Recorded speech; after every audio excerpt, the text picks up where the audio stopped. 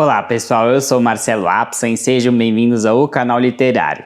Hoje nós vamos conversar sobre as leituras concluídas e em andamento novembro-dezembro de 2023. Estamos se encaminhando para o final do ano. Tem pelo menos uma leitura aqui que eu já concluí. Algumas vão ser concluídas até o final de novembro e outras se estenderão até dezembro. Mas antes de prosseguirmos nesse vídeo, hoje não vim pedir sua inscrição, mas é claro que se você quiser se inscrever, eu sou muito agradecido, deixar sua curtida, etc, etc. Mas eu vim dar aqui um anúncio muito especial. Nós estamos nos encaminhando para o término do ciclo do nosso clube de leituras do Círculo Literário, versão 2023, e agora mesmo já estamos lançando a versão 2024 do clube. Ainda estou deixando a lista aberta para você deixar seu nome na lista, não custa absolutamente nada deixar o nome na lista, é só colocar seu e-mail, se você quiser seu arroba do Instagram, e nós estamos fazendo um pré-lançamento exclusivo da versão 2024 do clube, só para quem tem nome na lista e com descontos Black Friday de 40% a 50% de desconto. Esses descontos vão ficar aí por mais ou menos uma semana, depois eu vou fazer um lançamento oficial aberto ao público em geral, com preços diferenciados. Então se você quiser garantir sua vaga, até porque as vagas são limitadas e num preço muito acessível, então aproveita e já deixe seu nome na lista. Você receberá e-mails, não vai ser spam, detalhando os planos do clube e as condições de parcelamento e a possibilidade de já se inscrever. Então não perca tempo. Bom pessoal, nos últimos vídeos eu venho trazendo aqui esse tomo, né,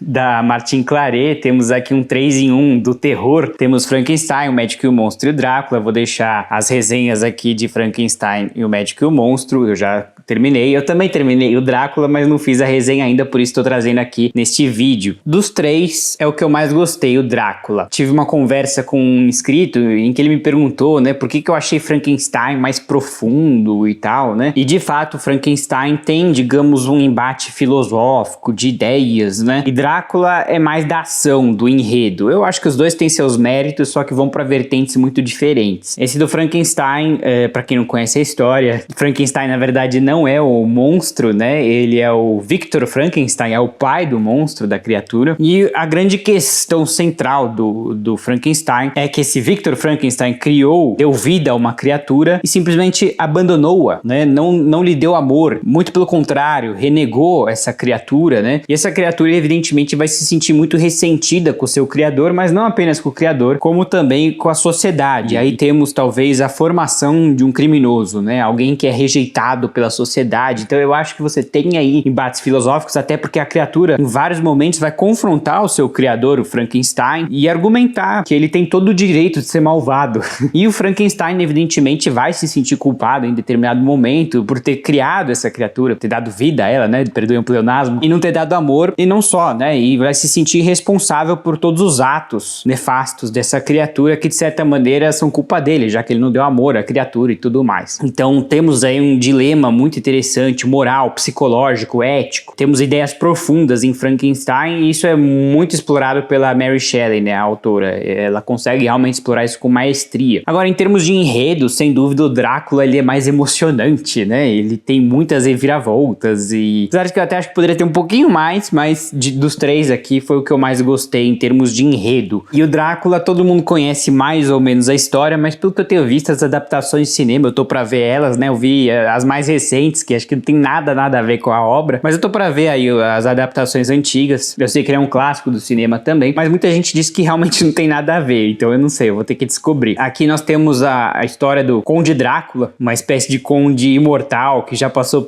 pelas guerras mais remotas e antigas, porque ele é de certa maneira imortal. Ele pode ser morto, mas não das maneiras convencionais, como vocês vão descobrir aqui durante a narrativa. E aqui temos um enredo em formato de diários. Então você tem múltiplas personagens relatando os acontecimentos pelos seus diários. Isso é bem interessante, né? A gente tem essa multiplicidade de narradores, dá uma visão bem diferente. Por vezes um pouco confusa, porque você às vezes até se esquece quem que tá narrando, porque como não é um narrador só, são vários, é importante você saber quem está narrando, porque vai ser narrado em primeira pessoa, e você precisa saber quem é aquela pessoa. Mas tudo isso tá bem claro, é só que às vezes os diários são longos, então você acaba se perdendo um pouco nisso. E aqui a gente começa com o diário de Jonathan Harker, um ajudante de advogado. Ele ainda não é advogado, ele é o estagiário aí do escritório do Sr. Hawkins na Inglaterra, e ele vai viajar para a Transilvânia para conversar com o seu cliente, o Conde Drácula, que fez aquisições de propriedades na Inglaterra, e ele vai detalhar como foram essas aquisições, quais são os próximos passos, documentos para ele assinar, uma reunião de negócios normal,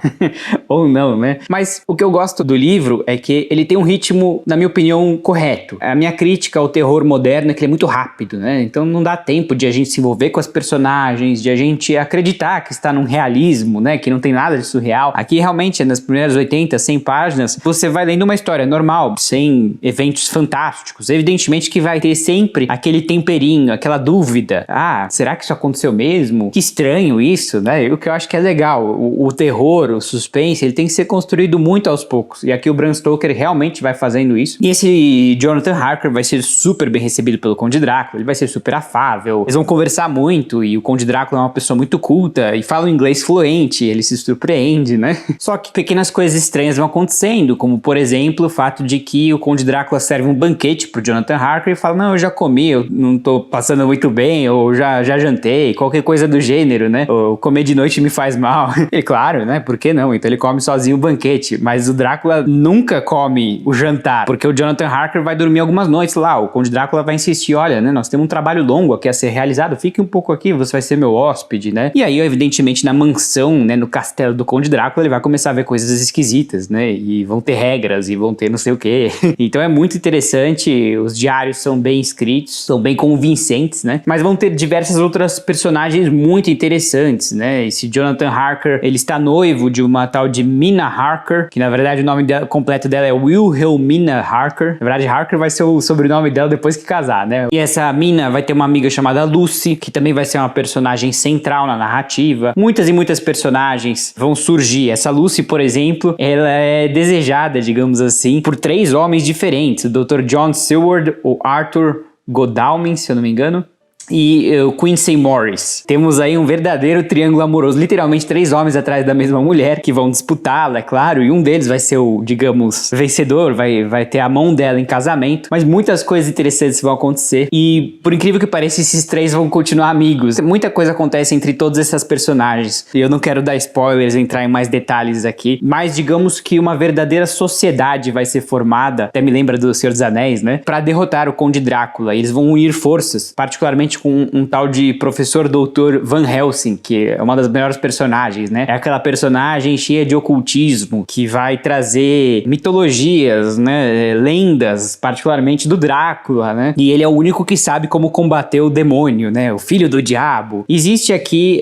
realmente uma espécie de revitalização do cristianismo, se assim podemos dizer, né? O Drácula representa o diabo, as forças do mal, e o Van Helsing o cristianismo, né? Como o antídoto para as forças do mal, como nas 3 obras, conforme eu li e pude confirmar, né, nas críticas, existe uma crítica velada, digamos assim, ao iluminismo, né? Aqui todos esses autores atravessaram o período do iluminismo e de certa maneira tentam transformar o iluminismo numa distopia, né? Olha só o quanto o progresso e a ciência nos ajudou, né? Por exemplo, o Conde Drácula, nós não serve para nada, nós temos que recorrer a métodos antigos, crucifixos, estacas, né? Colares de alho, nada a ver com ciência. E isso é eficaz, né? O crucifixo é eficaz, a hóstia, né? Tudo que é sagrado pro cristianismo é danoso, é maléfico pro Drácula. Então tem aí essa vertente, digamos, mais tradicional, no sentido de reviver o cristianismo e de fazer uma frente contra o iluminismo, o ateísmo, de certa maneira, né? Em todas essas obras, né? O Médico e o Monstro também, por exemplo, ele vai tentar pintar uma distopia, né?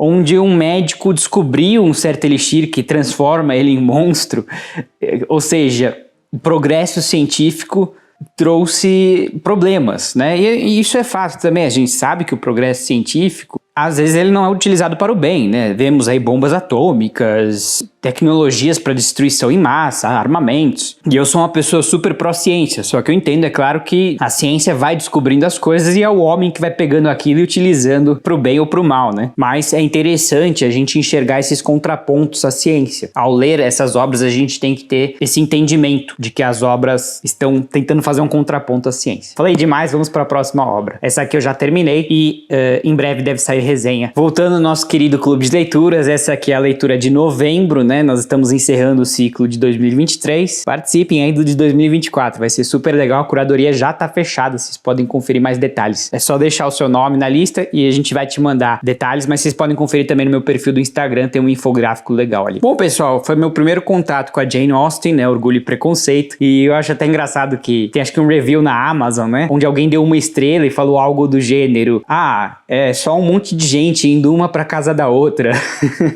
Olha, se fosse por essa visão, vários clássicos, especialmente os do Dostoiévski, é isso. Você ir de casa em casa, conversa com as pessoas, volta e tudo mais, né? Os clássicos, eles tendem a focar mais nas conversas, nas trocas, nos diálogos, que é sempre o melhor recurso para você expor as ideias da época, o contexto político, é através daquele chá da tarde mesmo, onde as pessoas estão conversando sobre o novo governador, o novo rei, a revolução que ocorreu na França, o protestantismo, tudo isso tá nas conversas de chá.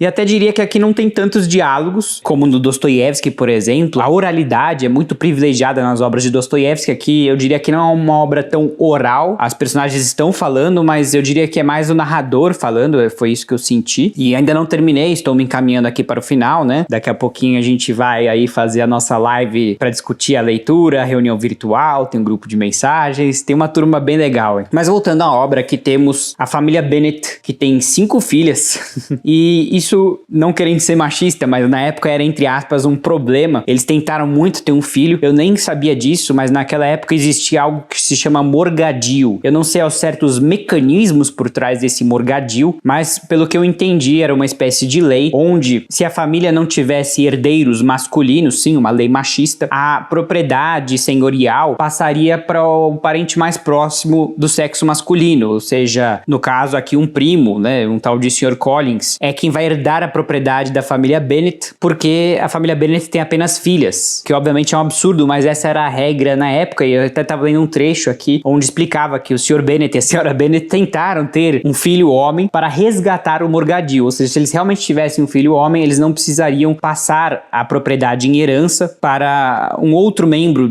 digamos, fora da família mais imediata, né, filhos, pais, irmãos, tios. Então é interessante como a gente vai conhecendo mais da cultura, da sociedade da época aqui do século XIX. E particularmente a gente vai entender muito bem como funcionam os casamentos, que são 100% por conveniência, especialmente por dinheiro e posição social, porque a todo momento essa senhora Bennet está tentando arranjar as filhas, né? Assim, fazê-las casarem com homens ricos, bem colocados na sociedade, e evidentemente que é um desafio, porque todo mundo está tentando fazer isso, e a família Bennet é uma família nobre, mas não é aquela nobreza super alta, né? E também financeiramente eles não são tão estáveis quanto gostariam de ser. Então eles são uma média nobreza, média baixa talvez, né? E então a todo momento a senhora Bennet e as filhas estão atrás de rapazes aí, e é sabido que a família tem que oferecer um dote para casar a filha. Mas vai acontecer muito mais do que isso. Aqui a gente vai acompanhar alguns romances de fato, também tinha um pouco de amor, não é que era só conveniência, as decepções no amor, e particularmente aqui o foco da narrativa é a Elizabeth, é a segunda filha mais velha, e suas interações com o tal de Sr. Darcy, uma pessoa a princípio extremamente arrogante, prepotente, e que é de uma nobreza mais alta que ela, e a todo momento vai lembrá-la disso.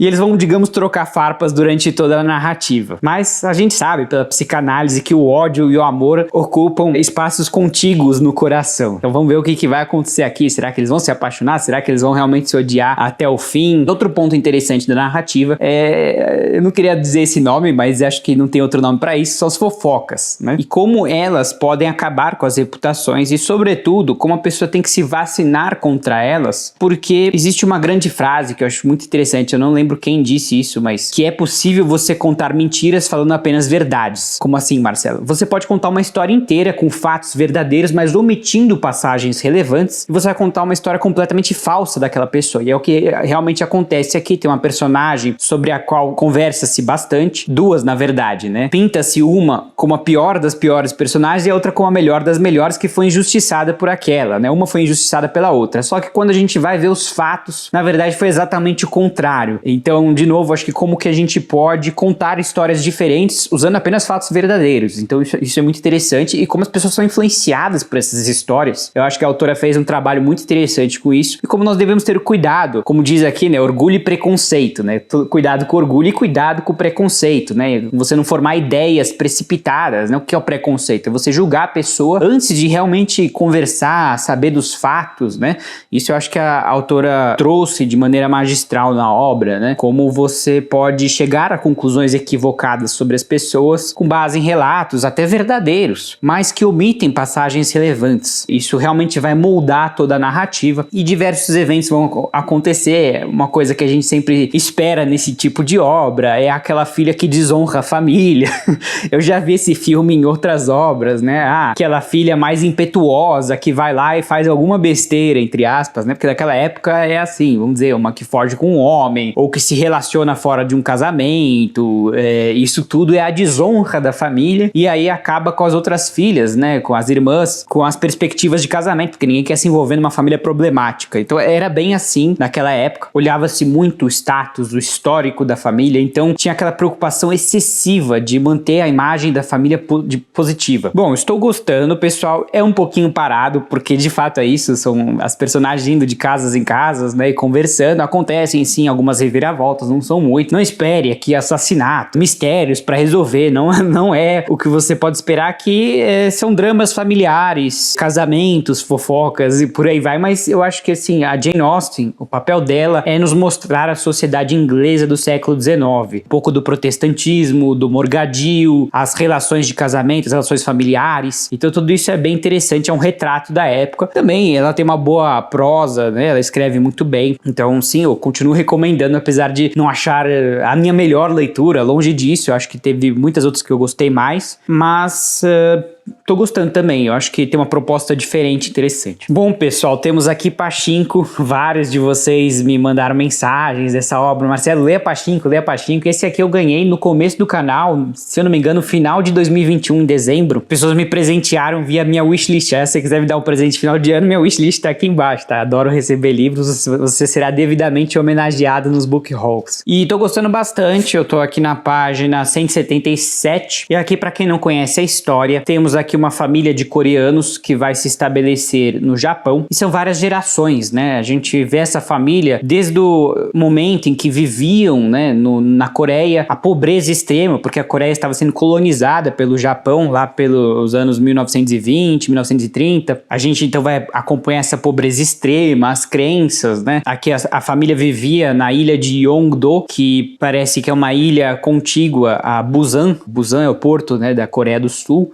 então fica bem ao sul, e tem essa ilha de Yeongdo que ela é, assim, muito próxima, dá pra fazer uma travessia de balsa bem tranquila. E era uma vila de pescadores, né, um lugar muito pobre, e a gente vai acompanhando como é que era viver nessa aldeia muito, muito simples. Então muito interessante como que a autora realmente, eu não pesquisei a biografia dela, fiquei até curioso pra pesquisar, eu assumiria que ela viveu lá, porque ela descreve com tantos detalhes, né, o carvoeiro, é toda uma história de um filho que nasceu com certas variações genéticas, né? Ele tinha lábio leporino, ele tinha um pé torto, então tudo isso tornou mais difícil a vida dele para encontrar uma esposa, mas ele encontra e juntos eles administram uma pensão, aí eles têm uma filha. Tô falando aqui das primeiras páginas, né? A filha engravida prematuramente, assim, né? Ela tem 16 anos, enfim, coitada, ela é, digamos, seduzida por um homem, ela acaba caindo no conto do vigário, digamos assim, né? Mas ela não desiste, ela vai ter o bebê, ela quer ter uma nova vida e ela vai conseguir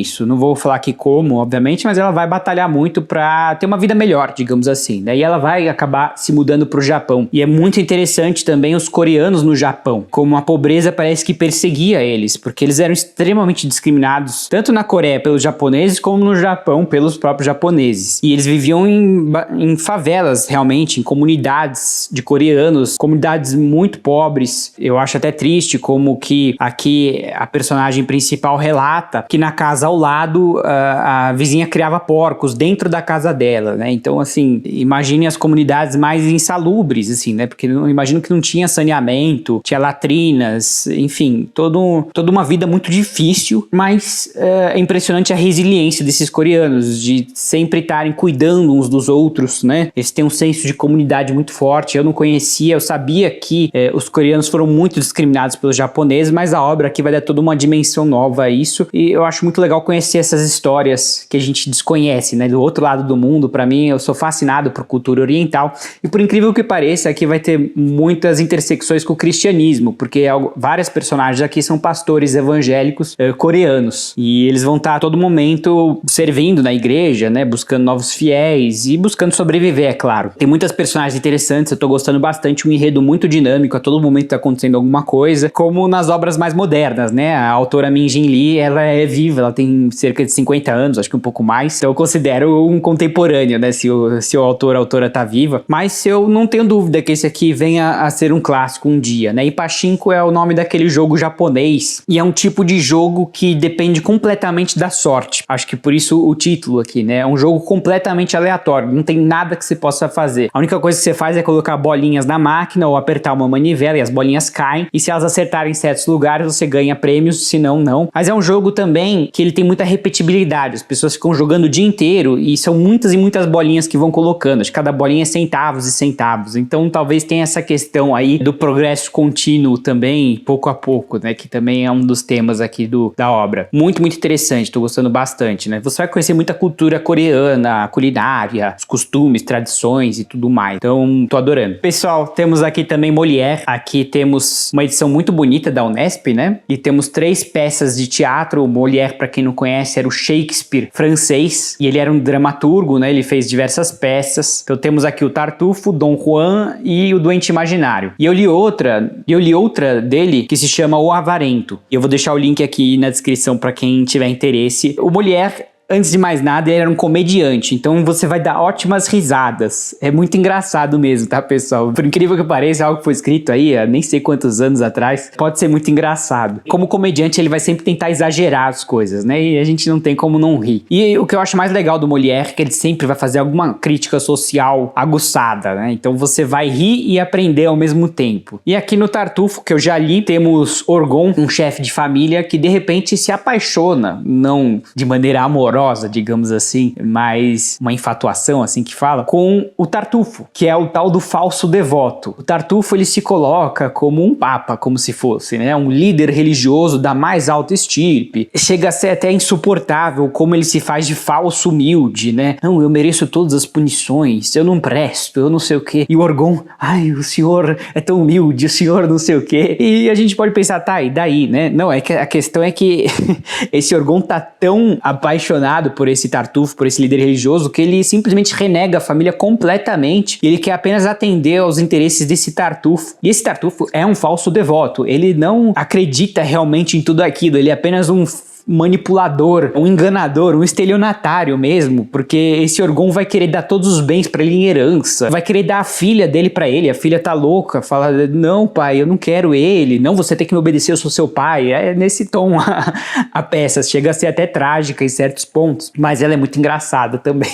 porque a filha já tá meio que prometida pra um outro rapaz, que ela tem muito mais interesse do que esse falso devoto, só que todo mundo enxerga que esse Tartufo, ele é exagerado, ele não é de verdade, ele é artificial, ele tá mentindo, ele não é um devoto de verdade, né? Até porque um devoto de verdade não vai querer uma herança, não vai querer dinheiro, não vai querer nada da pessoa, não vai querer se intrometer na vida das pessoas, mas esse aqui não, ele sutilmente ele quer tudo que ele tem direito e um pouco mais. E a questão é que todos enxergam isso, menos o Orgon, ele tá completamente iludido, né? O chefe da família. Mas, evidentemente, várias coisas vão se desenrolar e muita coisa vai acontecer que eu não vou falar aqui, porque senão já vou contar toda a peça. E agora eu tô no Dom Juan, que era o Casanova, digamos aí, da antiguidade. Era aquele homem com um coração muito grande, que ia atrás de todas as mulheres. E eu tô aqui bem no comecinho, onde o criado tá reclamando que, puxa, cada vez é uma nova mulher, uma nova viagem, né? Ele já não aguenta mais ir atrás de mulheres. E tá bem engraçado também. E o Doente Imaginário, um que eu tenho muita curiosidade, é de um hipocondríaco, eu só sei isso, né? O hipocondríaco clássico, que ele quer imaginar imaginar que ele tem todas as doenças, e eu não sei mais do que isso, mas nós vamos chegar lá. Mulher é pra dar boas risadas e ele é muito instrutivo. Quanto livro, hein, Marcelo? Não, calma, o Drácula já terminei, e tem uns aqui curtinhos, e eu vou lendo um pouquinho de cada. Eu sou meio indisciplinado, né, pessoal? E eu comecei aqui Confissões de uma Máscara, tá bem interessante, mas eu tô muito no começo, tô na página 40, então não tem muito o que eu possa dizer. Eu vou dizer o que eu sei do autor, né, o Yukio Mishima. É bem curioso como o autor, ele era LGBT, e ele era muito de direita, conservador. Não é que não existam, né, gays de direita, mas é um pouquinho oxímoro, né, porque geralmente os valores da direita excluem os gays, né, não que não, né, não possam ter intersecções, mas é sempre um fenômeno interessante a ser observado. E ele era, assim, muito a favor do imperador, tanto é que isso tá na biografia dele, parece que ele cometeu harakiri falando longa vida ao imperador, né, que coisa inusitada, né, para não dizermos outras coisas. Mas o fato é que tá bem interessante, aqui são relatos em primeira pessoa, parece completamente autobiográfico, em que o autor vai descrevendo aqui, pelo menos nas primeiras páginas, a sua infância, como aos poucos ele já não ia se identificando com a heteronormatividade. Achei muito icônico aqui um caso onde ele vai lendo um livro, talvez infantil histórico, digamos assim, se é que existe esse termo, onde ele vê um cavaleiro ali que derrota todo mundo, né, e ele descobre que é a Joana d'Arc. No primeiro momento ele gosta muito, mas depois que ele descobre que é uma mulher, aí ele começa a odiar o livro, porque ele queria que realmente fosse um homem. Talvez a Joana d'Arc tinha características andrógenas, né, uma mulher muito forte, muito, né, e ele pensou até que fosse um homem, talvez ela tivesse o cabelo curto e tudo, e ele meio que se apaixonou por aquele cavaleiro, mas quando descobriu que era uma mulher, então ele já abandonou o livro e tudo mais, né? E eu achei interessante como ele vai também vendo shows de mágica, por exemplo, e vê uma mulher muito fantasiada, né? Vestida de maneira extravagante, afinal, um show de mágica, né? Com muita maquiagem, com roupas diferentes, e ele fala, eu quero ser ela, né? E aí ele começa a se vestir cross-dressing, né? Então a gente vai vendo sinais de que ele não se encaixa na heteronormatividade e evidentemente isso vai ter impactos, né? As pessoas vão censurá-lo, o Japão era muito tradicional, acho que ainda é uma sociedade muito tradicional, não sei como é que é a aceitação LGBT ali, mas sem dúvida aí na época aqui, 1949, quando foi publicado, era uma sociedade extremamente conservadora. Então, por exemplo, quando ele se veste ali como se fosse drag queen, a mãe tem um surto e a criada logo pega ele pra tirar aquela fantasia horrível, né? Então é todo aquele ambiente tenso e rígido. E eu tô ainda muito no começo, eu não sei o que vai acontecer, mas eu imagino que pelo próprio título, né, Confissões de uma Máscara, né, ele vai colocar uma máscara. Aliás, isso ele já fala que na infância ele queria fazer brincadeiras de criança, mas mais associadas às mulheres, às meninas, mas para preservar a sua identidade, digamos assim, hétero, né, assim, para ele colocar aquela fachada, ele vai realmente interpretar papéis. Então é um pouco isso, né, quer dizer, a máscara que ele tem que mostrar para a sociedade, mas atrás da máscara existe alguém que está sofrendo porque não se sente livre. Então é uma obra que muito me interessa. E foi uma dica do Bookster. Ele citou essa obra aqui no livro dele que eu li, também recomendo, gostei bastante, 30 Segundos Sem Pensar no Medo. Acho até que pensando em fazer uma resenha aí, faz um tempo já que eu li, mas eu dou uma repescada ali. E ele indicou fortemente essa obra e até eu senti que ele teve uma grande inspiração, porque a maneira como são narradas as memórias, né, são muito similares entre as duas obras, a do Bookster e essa, né? Deus me livre, não tô aqui acusando ele de plágio nem nada, muito pelo contrário, eu acho muito legal que ele se inspirou em autores clássicos, e acho que todo escritor faz isso, é inevitável, você lê vários clássicos e você vai utilizando a linguagem deles, vai criando paralelos com eles, isso apenas enriquece a obra. Eu gosto muito do Bookster, também mando um salve pra ele aí se um dia ele ver esse vídeo. Tá bom, pessoal? Acho que foram várias leituras aqui, espero que vocês tenham gostado desse vídeo, não se esqueçam aí de deixar o nome na lista para 2024, deixem sua curtida, se inscrevam para mais e nos vemos numa próxima. Um grande abraço.